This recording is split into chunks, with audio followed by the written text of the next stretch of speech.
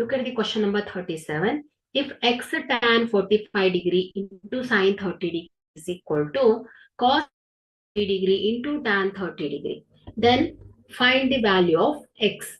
Okay. So x into tan 45 degree value inagutte 1 into sine 30 degree 1 by 2 is equal to cos 30 degree root 3 by 2 into tan 30 degree 1 by root 3.